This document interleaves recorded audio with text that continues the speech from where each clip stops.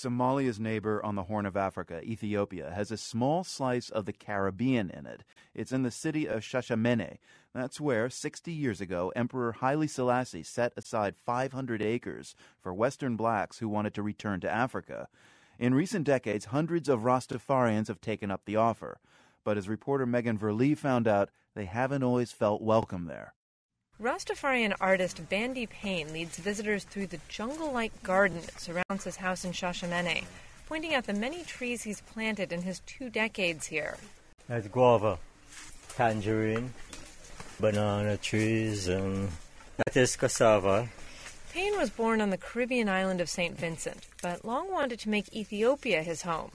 Rastafarians, whose religion follows an Afrocentric reading of the Bible, believe that Ethiopia's last emperor, who died in 1975, was the Messiah, fulfilling the biblical prophecy that kings would come out of Africa. That belief that Africa is the promised land makes moving here a life goal for many Rastafarians. Rich is not the right word for it. It's more than rich. It's sweeter than honey. More valuable than pearls, the culture. Very strong.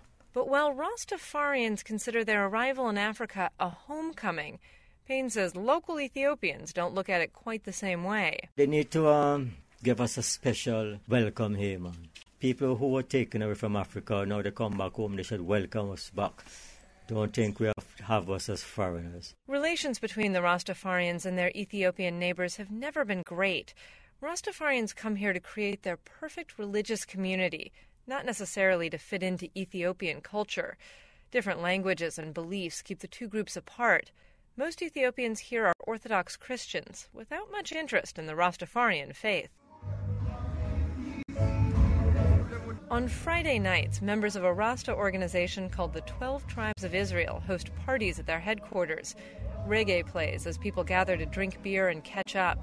The smell of marijuana, a sacrament for Rastas but illegal for Ethiopians, hangs in the air. The rest of the Ethiopian people know them about this hashish, ganja. That's not good too. They spoil our kids there. Wahib, who goes by just one name, is a former schoolteacher in Shashamene. Sitting in a cafe, he says the Rastafarians generally keep to themselves, coming into town only to shop. Wahib used to work at a Rastafarian school, but says he left because of the attitude. They feel like they are superior than us. They assume themselves as educated than the original black people here. Rastafarians are starting to take complaints like this seriously and making more of an effort to be involved in the cultural life of their adopted home.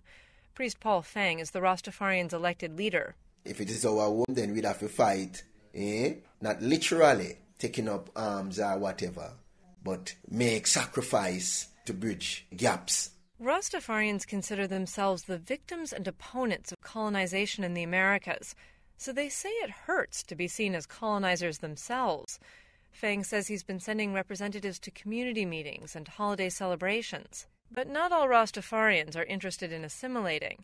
Increasingly, they're heading to other African countries like Ghana and South Africa, where the culture and government have proved an easier fit for Rastafarians seeking Zion. For The World, I'm Verlee, Shashamene, Ethiopia.